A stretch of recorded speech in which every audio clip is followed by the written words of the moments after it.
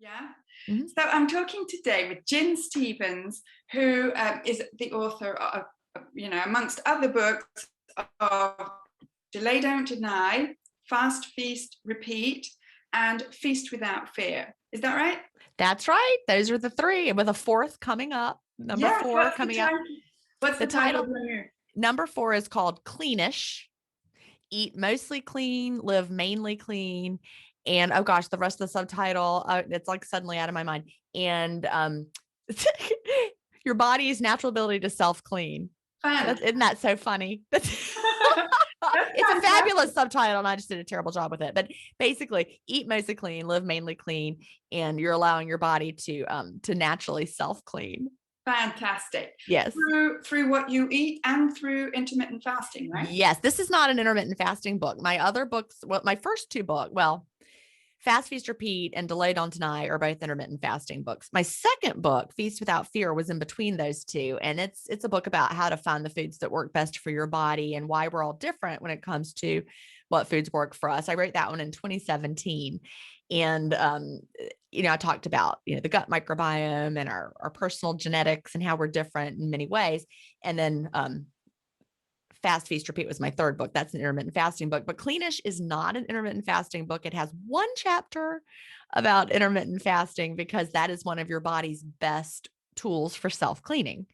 But the rest of it is just how to live in today's modern world that is so very different, and why it's more important than ever to lower our body's burden through the toxins that we're putting in through what we eat and what we put in our body, and also what we clean our house with. I learned a lot of stuff writing this book, stuff I knew, but I remembered and learned even more. And so it made me make a lot of changes just writing the book. I changed a lot of things in my life. Like what, for example? Well, I really, for the first time, truly understood the term greenwashing. And I'd heard it before, but I didn't pay attention to it. Greenwashing, we're probably all aware of how product manufacturers put claims on labels. I mean, they've been doing it with food for years. They do it with even, like the household cleaners you buy. And like, for example, I was at the drugstore the other day buying something, and I looked over and there was this product that they have. It was like the drugstore brand, and it has this whole like nice, clean kind of labeling on it. They're like selling it as like this clean option. And then down at the bottom, it said artificial flavors. I'm like, what? But it was like orange soda or something. And people are picking that up because it has this sheen of like, cleanliness or better, it's better, but it's not better. It's full of artificial. I'm sure it had corn syrup. I didn't pick it up and look at the ingredients, but we're so fooled by these labels. So I took a close look at all my cleaning products and beauty products and realized a lot of the things I thought were non-toxic were not. I learned how to check. And so I changed completely. I got rid of everything I was using and started fresh. And what did you replace them with? Stuff that was clean and non-toxic. And there's stuff like that out there. You just can't rely on looking at the label. You have to do your research. And so I teach people how to do that in Cleanish, how to figure out, I'm not telling people what to eat, what to not eat, what to avoid, that sort of thing. I'm presenting the information like a teacher. I'm a teacher. Mm-hmm. And then I lead readers to develop their own definition of what it means to eat mostly clean. And, like the way you choose to eat that works for your body is slightly different than the way I choose to eat and what works for my body. But you've developed your own personal definition of what it feels. I'm pretty sure you eat cleanish, Yeah, right? exactly. And it's all Exactly. about, it's not trying to be perfectionists about things, because that's impossible. But you have to decide. Like for me, red line is artificial sweeteners and artificial flavors. I do not consume products that have artificial sweeteners in them, Yeah. but someone else might not have that line. For them, maybe an artificial sweetener is a better choice than something else. And so it's all a matter of figuring out, understanding the science behind why you might want to avoid them, but then choosing what you're going to add into your diet. Yeah, totally. And I think that's, where we come together on many different points, of which this one, which is let go of the whole perfectionist thing. Right. I don't think it's healthy to be a perfectionist. No. And I have a chapter in Cleanish about orthorexia, You're familiar with the word orthorexia? Yeah, Not but we'll everyone explain is. it anyway. Yeah. Sometimes I say it and people are like, huh? What is that? And, everyone's heard of anorexia, and, anorexia is, of course, an eating disorder. Well, orthorexia is not a recognized, by the Psychiatry Association. They have their list of the DSM-5. I couldn't come up with that term, but the DSM-5 has like these are the disorders. Here's how you diagnose them. Orthorexia is not in the DSM-5, but it's a proposed eating disorder. And there, you can go to orthorexia.com and read more about it. But basically, it's when you have a fear of what you're eating, and you are like defining very closely what you can eat based on some perfectionism that you have. The author of a book, Stephen Bratman, wrote a book about orthorexia, and he's the guy who actually came up with the words, and he understands it because he suffered from it. Reading his book about orthorexia was fascinating because he talked about, there's this story, and I retell it in Cleanish. It's very, it's very poignant.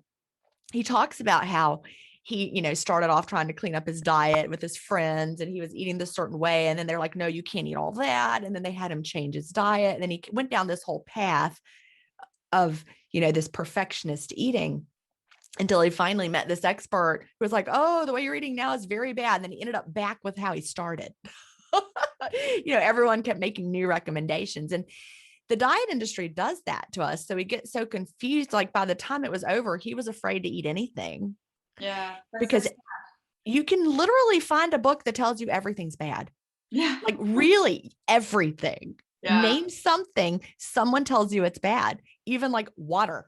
Yeah. You can be scared by water. And, honestly, though, you should be scared of some water because, it can have toxins in it, depending on where you're getting it from. Not to scare anyone about water, but, Sure. Everything out there can be scary. So when you start to become paralyzed with fear and nothing is safe, that's when you start developing orthorexia. So we don't want to go there.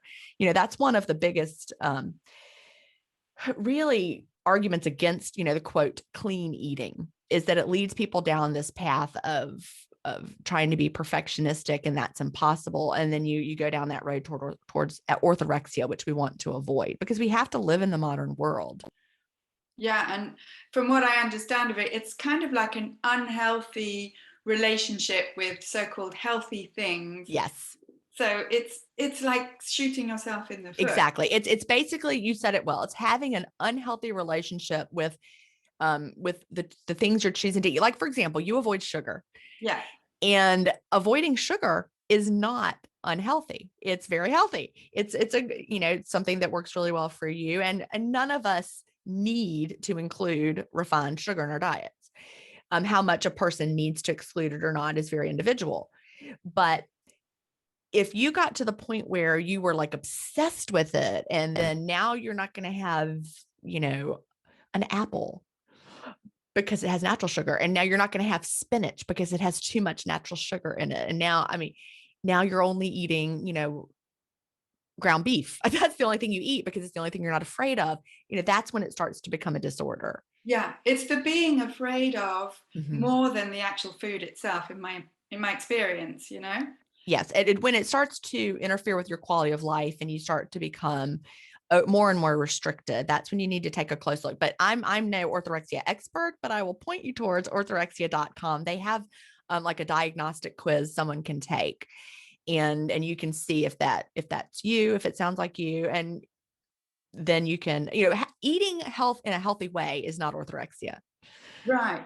And healthy has, different definitions. Well, that's the part that is so poignant that I talked about in his book, because every group of people he kept talking to had a different idea of what healthy is. Yeah. So if you're trying to follow advice from everybody else, you're constantly circling around, and then you're so confused you don't know what to eat. So my goal in life, I talk about this in Fast, Feast, Repeat, also in Cleanish, is for us to understand what is healthy, and that's eating real food. Right, food that would have been recognized 1,000 years ago as food, and figuring out which of those real foods make you feel satisfied and make you feel good. Yes. Go ahead. No, and I was just going to say, and not seeing our food in terms of, macros or, grams or molecules, Right. But food is so much more complicated than just, than we think. Like an apple has thousands of phytochemicals in it, and we don't even know what all of them do. We know that they're good for us. And it's just a matter of making sure we include the foods that are healthy for us, that will nourish our bodies well, while eating fewer of the foods that we know that don't. That's why it's called clean-ish.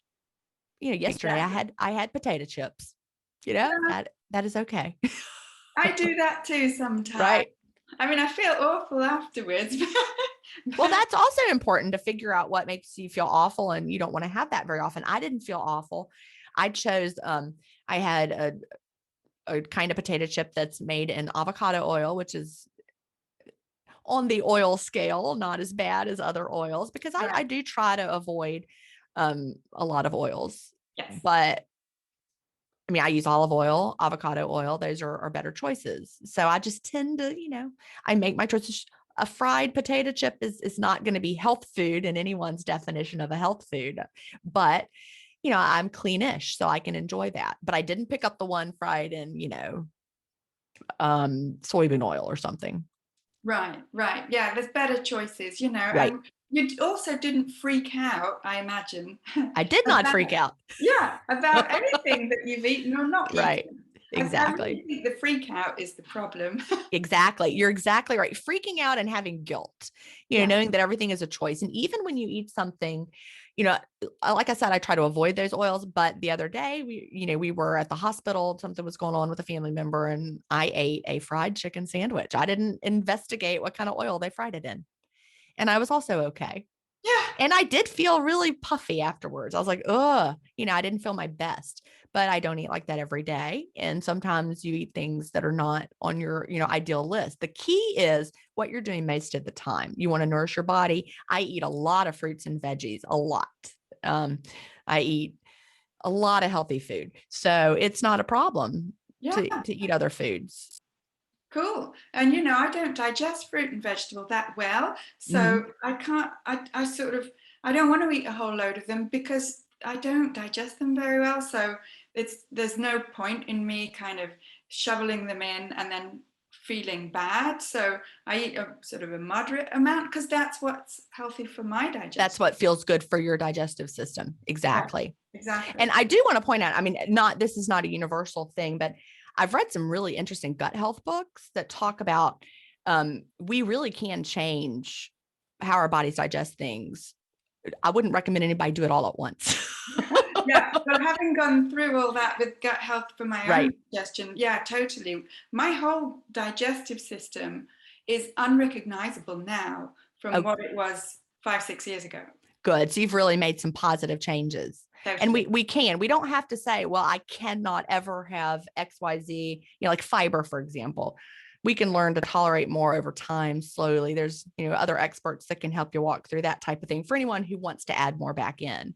But our gut can really be healed, which is awesome. Yeah, that's fantastic. And, when I changed my diet, I also got into all the fermented foods and drinks Right. that I know how to make now and I teach how to make now. That's amazing. Yeah, I mean, I've got kombucha just a couple of feet from where I'm sitting now, brewing. Oh, one day I'm going to do that. I keep saying it. If people listen to my podcast, they've heard me say it before, but one day I will. Yeah, it's as easy as making a cup of tea. Mm-hmm, mm-hmm. Really is. Just in a bigger quantity, but it's Right. no more time. It takes me 10 minutes a month to make 5 or 6 liters of kombucha. That's it. And, I think it's so much better to make it yourself because you know exactly what's in it. Yes. And there's no added, you were talking about added sweeteners and whatnot. Yep. And the whole kind of greenwashing thing. And that applies to all these, the commercial kombucha. I mean, they're brilliant at selling it as being a healthful drink, and it's full of added sweeteners. Absolutely. Yeah. And I personally don't like the taste of stevia. Once I weaned myself off of it with intermittent fasting and not having it during in my coffee anymore, I used to love it. Now I don't like it anymore. So they put stevia in so many of those kombuchas. And so I have to read the ingredients, and I don't buy one because I don't like the taste of it. So if I could make it myself, I could control exactly what was in it. Yeah, well, the irony is that you've got to have actual sugar to make kombucha. Right. But it's the kombucha that eats the sugar and not the Not you. human. Yeah, that's true. Yeah. So, selling it as, without sugar is just like, well, then it's not kombucha then. But it's just it's not left in there. That's exactly. the important No part. residual sugar. Although, Exactly. my kombucha definitely doesn't have residual sugar, but I don't think it would sell. Because it's not got that really sweetness. Exactly. Yeah. Exactly. So, well, I like the taste of vinegar, so I would probably like yours. Yeah, I'm sure. I wish I could send you some. Oh, that'd be fun. I don't think it goes across the border. Probably not. And what I like as well that you say is that for your particular body, you need carbs to function well, and so do I, quite frankly. But just not. They've got to be. I love your expression to call them window worthy food. I love that expression. Well, that really helps. It helps you to really think about, is this worth eating? The other day, like I said, when I had that fried chicken sandwich, I also had breakfast that day. And I was explaining to the person I was with, they're like, well, are you eating now? And I'm like, I'm going to go ahead and eat breakfast, because I ask myself, am I going to be glad in an hour, or will I be sorry that I ate it? And in an hour, I was like, I will be glad that I spent this time to have this breakfast with you. And so I did. I could just have easily have not had the breakfast, but there was no guilt, and it was window worthy.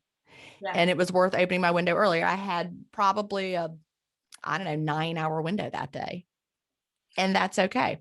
Yeah. And other days it's longer. Right. And 9-hour eating window is very unusual for me. Oh yeah. That's the eating window. Yeah. So yeah. It was very, very unusual for me to have. Yesterday, my eating window was 3 hours long. And it just goes with the flow of my day. And that's the beauty of it. Most days my window is probably 3 to 6 hours, somewhere in there. I don't count it anymore. I just eat, when I feel like it's the right time to eat. Yeah, it's very intuitive. Right. Right, which is also where we meet as well. But for me as well, it's intuitive. I don't count grams or track things. I just go with what I feel like. And sometimes you don't feel like eating for 22 hours. And so exactly. And last night I closed my window early because I had enough to eat. And I actually finished eating before my family had dinner, because we had neighbors moving in across the street. And so I made dinner for them to take to them, because they're still unpacking their boxes. But I made a big old pot of chili. And so I took some to them, and it was ready. And I'm like, I'm just going to go ahead and eat this now that it's ready. And then I fed it to my family later, but my window was closed, and that was all right. Yeah. What I enjoy about the fasting lifestyle, if it is a lifestyle, which I don't consider it is for me, it's just, life. Right. But it's that, you get to feel more comfortable with sort of stepping out of social expectations, let's say, of what you're supposed to do or eat at certain times of the day. And you start up a new paradigm for yourself. I love that. That's very true. And the fact that you do not have to eat just because that is a society expectation of a meal. Yeah. Right. In Cleanish, I talk about food versus not food. Yeah. Oh, totally. Yeah. And, and so if you're eating food, then I realized that the foods today don't have the same nutritional value as they used to have. That's true. The soil has been depleted. They've been, genetically modified to be sweeter, to be this and that. True, all true. But all the same, if you stick to food, it's pretty rare that we should have any sort of micronutrients or vitamins that are missing in our diet, except for people like us up here in northern Canada, where we would be vitamin D deficient. Right. But I mean, apart from that, show me someone who's vitamin C deficient. Really? I mean, it's rare. That's true. And, we can really get what we need. And I did also, learn when we stick to organic fruits and vegetables, we really do get more nutrients. We've all had the experience. I like to talk about a tomato, because that's really something we all have experience with. Most of us have had a tomato fresh from the garden in the summer, right? And we know we've got some coming in right now. And We know that a fresh tomato from the garden has a completely different flavor than a hothouse tomato that you buy, especially like in the middle of winter. It's going to be completely different. That tomato tastes watery. Well, not only does it taste watery, it's all watered down. We've bred the tomatoes to grow more quickly. Yes. And when they grow more quickly, they're less nutrient dense. Yeah. And all these genetically modified crops are less nutrient dense because they've been bred for quickness and hardiness and other things, which are very important for the profit and the vegetable grower, but they really affect the nutrient density and even the flavor. So if you're eating vegetables that have that watery flavor, they're missing the nutrients. That flavor is a big clue. Absolutely. And, you know, I'm sure you've read The Dorito Effect, the Yes, book I that have. talks about taste, and blew my mind, that book, because then I realized, yeah, we don't know what food actually tastes like anymore. Yeah. And not only the food itself, including the chicken and all the rest Yeah. of it, but then we drown it with condiments anyway. So all we know about food is the ketchup or the barbecue sauce that we put on it. Yeah. Oh, that's right. And our whole definition of what is food totally changes, but we realize that real food is so much more delicious. Yeah. Yeah. And it's like people can't get their heads around the fact that, you know, if you don't have all the added flavors and enhancers and goodness what else in processed foods, then food is going to be bland. And in certain ways, they're right, because as we were saying, you know, food has been made to be more bland now, unless you know where to source it. Exactly. Like that, homemade tomato out of the garden is going to be amazing. Go to a farmer's market, find, a roadside stand. Do y'all have those all over? We have them all over the place down here in the South. Of course, we also have a lot longer summer than y'all do. So that's what I was going to say. I'm like, well, look, we've got snow on the ground for 7 months of the year. Oh my goodness. I could not do it. Well, I'd say it's better than the rain in England. That's okay. It's got going for it. But this is because I'm up north in the 48th parallel. But we've got the last frost is end of June. Oh my Lord. Okay. Bless y'all. But in that, for growers, they say wait until this risk of the frost has gone, and that's towards the end of June. I mean, and I would say an organic tomato is going to, that you grow at home is going to be your best bet. However, a grocery store tomato is still better than just saying never mind and eating, potato chips. Yeah, and it's better than the ketchup. Exactly. Yeah. So, yeah. And so I want to just touch on fasting, because kind of that's what you're known for, even if you're about a whole lot of other stuff as well. I really am about a lot of things, but yes. I know. But I mean, for gut health, do you know whether fasting is good for your gut health? It absolutely is good for your gut health. Yes. Our guts need a period of rest too. We're not meant to be digesting food all day long. And that's just the biggest lie that we've been fed over the past decades. Look at what's happened to health as we've ramped up the message of you must eat frequent meals all throughout the day, 3 meals plus snacks. You never want to go 2 hours without a meal, right? That's what we've been told. Well, who goes 2 hours without food? Well, a newborn baby is supposed to eat every 2 hours around the clock, but they're growing a whole new body. So eating frequently every 2 hours around the clock or whatever, that's what we do if we're in the growing phase. Well, now that we're adults, we don't need to feed a growing body. We don't want our body to grow like that anymore. So we need to take the periods of rest, let our bodies do the cellular housekeeping that they need to do. Whether that's your digestive system or just happening in every single one of the cells of your body or in your gut. Our whole body benefits from that cellular housekeeping. So much of the modern diseases that we are just plagued with now in society, the lifestyle diseases, the chronic conditions, neurological issues that are going on. So many of these problems are just related to us being overfed and undernourished. It goes together. We're overfed and we're undernourished. So, that's why my book that my most recent fasting book, Fast, Feast, Repeat, has a whole part about fasting, but then it's got the part called feast in the middle. because that's really important too. Fasting is key. I started with fasting and I was still eating the standard American diet, and I lost 80 pounds eating the standard American diet.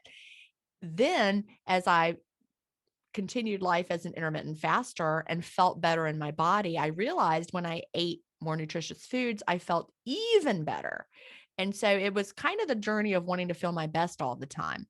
And really what was so interesting about it is all the years prior to 2014, when I started intermittent fasting, I was on every single diet train that came along, and all of them were to lose weight. So once I lost the weight, I didn't need to lose weight anymore. But then I started to really focus on food as a way of making me feel good and helping me live my healthiest life going forward. So it was kind of like a revelation. Any dietary changes I might make right now are not so that I can lose weight. I don't need to lose weight, but I want to age well. I want to be healthy.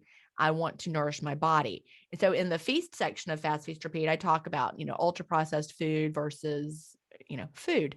And I go into even more detail in Cleanish and, why it's so important, why these phytochemicals matter so much. They're also part of our body's self-cleaning mechanisms. Food is a cleaning tool.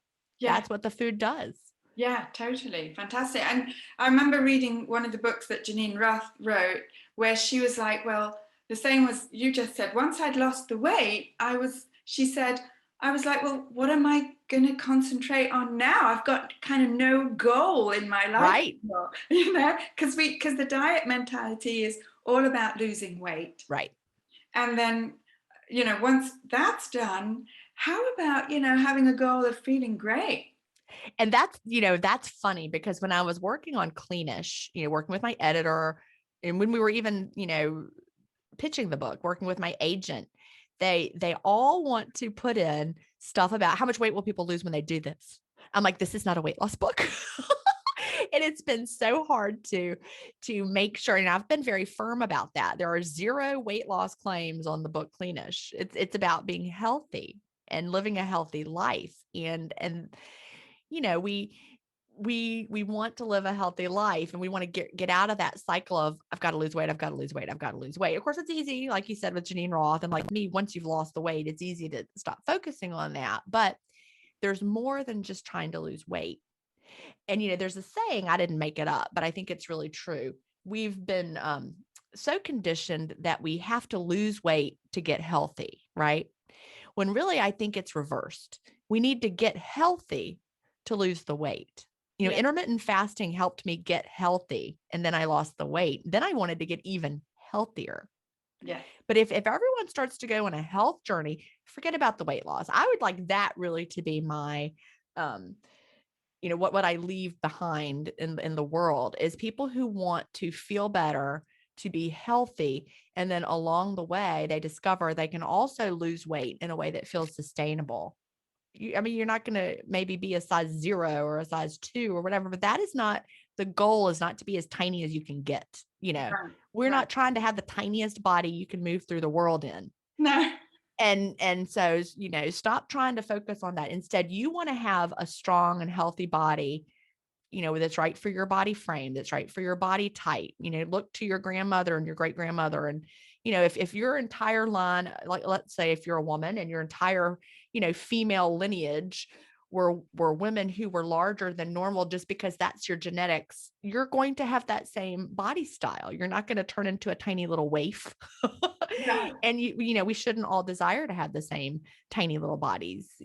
That's not how we're all built. But you want to have a healthy body. You want to be strong. You want to be able to do what you need to do, move through life in a healthy way, live a long and healthy life. Yeah, absolutely. And, circling back to orthorexia, that concept, we can be very unhealthy trying to lose weight. Right. And I did so many terrible, unhealthy things. Terrible. I took doctor prescribed diet pills. I took HCG injections that I got from a medical doctor. Those were so terrible for my body. Yeah. Yeah. And so it's like, yes, I know that weight loss sells.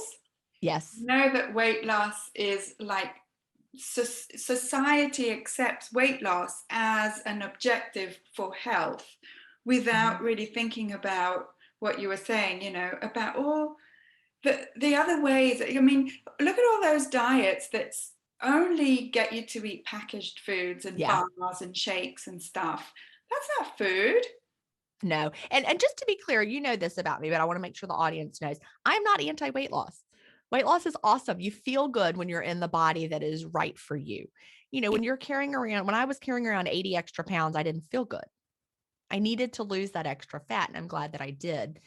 But now that I'm here, health is my goal. And of course, I like the size that I am. And I've been this size since 2015, which is awesome. But we want to feel healthy in our bodies more than anything else. Yeah. And weight loss can be part of that. Absolutely. But not the be all and end all. And certainly Right. not, you know, making yourself unhealthy or feeling bad, you know, while you're losing weight. It's how you feel as much as how you look, you know? Yeah. You know, I haven't gotten on a scale and seen my weight in years. You know, I don't have a numerical scale at all. I actually went to the doctor recently and she's like, I'd like to weigh you. I'm like, nope. She's like, what? This is the nurse. And I'm like, there's no reason that you need my weight for what we're doing here today. Smashing. Yeah. And she's looked at me like I was crazy. And I'm like, you don't need it. Yeah. She's like, well, okay. All right, there you go. That's that conversation ended. And I think my doctor weighs me once a year. Yeah. You know, and it's like, I said, I don't know why you bother. It's pretty boring. You'd never change it. Yeah. Yeah. Well, you know, I am a person who I did so much dieting over those years prior to intermittent fasting that I can get very caught up in a scale number. And I don't want to do that. Like, I know if I had gotten on that scale and my weight had been 5 pounds higher than I thought it should be, which, I mean, our weight fluctuates within a 10-pound range all the time. So it could be anywhere along that range. But I knew certain numbers would make me get inside my head and I'd be like, oh, I got to diet. So I was like, I don't even want to play that mental game. I have my honesty pants. I know that my body is not gaining weight. I know that I'm fine. I don't need to see that number. And you don't need to see that number either, doctor. Yeah. Because, you know, I know I don't need to lose any weight. So what's the point? And they weren't going to prescribe me medicine. And I can give them an estimate of where I kind of am. That's close enough. Close enough. Right. Yeah. And have you come across people who think that fasting is some kind of quick weight loss fad? Well, that's the thing that I fight against all the time. That's like the main thing. And so I really want people to read Fast, Feast, Repeat if they're ready to start an intermittent fasting lifestyle, because in it, I'm very clear that you're not to even expect weight loss at all for the first, you know, for the adjustment period, which I have in there as a 28-day fast start. So for the first 28 days, you're not even to expect weight loss. You might even gain a little weight. Intermittent fasting is not a get skinny quick kind of plan. It's something completely different. You're teaching your body to find an alternate fuel source, which is your stored fat. That doesn't happen overnight. You're not skilled at that if you've been eating all the time. Your body has to learn how to do something new. And if you go into it expecting you're going to lose weight rapidly, you're going to be disappointed. And then you're going to quit and you're going to say this doesn't work. And so you need to have realistic expectations, long-term expectations. You need to understand this is really a lifestyle. It's not a diet. A diet is what you eat. Intermittent fasting is when you eat. So, you know, you can eat whatever way works for your body and within an intermittent fasting paradigm, and you can make that work for your body. You know, I didn't change what I was eating for a long time. And then it changed naturally. Like the better food that I ate, the better food I craved. So, you know, you don't want to start intermittent fasting and change your diet all on day one. Yeah. You know, that's too much change at once.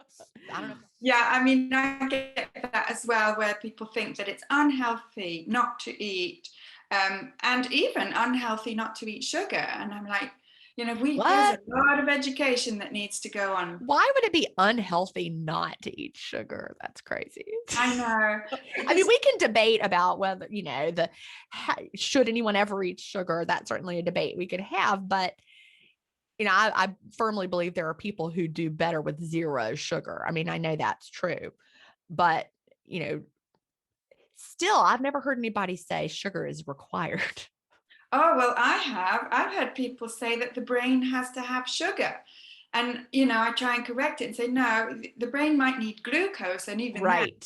It doesn't necessarily need glucose if it has ketone bodies. Exactly. So, So, but do you know who tells me the brain needs sugar the most often? Nutritionists. Yeah. Yeah. That they don't understand. The whole idea of metabolic flexibility has been forgotten, or never, maybe not forgotten, but never known to people. But, if we go back thousands of years, our ancestors were able to do just fine when, they had to, our bodies have to have an ability to keep going in absence of ready food. Like imagine, you're up there in Canada. What were they eating all winter long, 2000 years ago? They were not having access to fresh fruits and vegetables, and they did not die. I mean, some people died.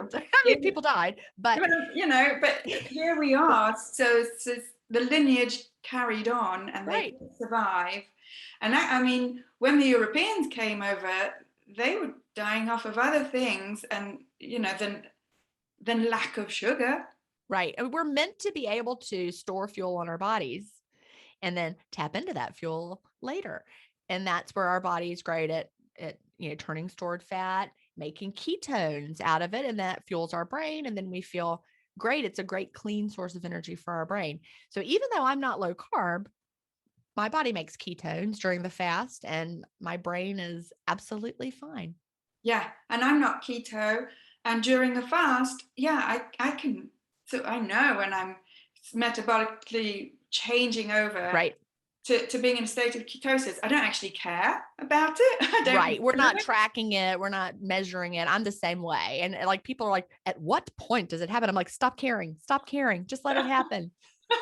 Exactly. I think not caring about much is really healthy for you. I think so too. Trying to micromanage every little thing is exhausting. Yes, for me at least. I can see how it can be freeing for some people who need that kind of, that kind of, I wouldn't say control, but just that guidance.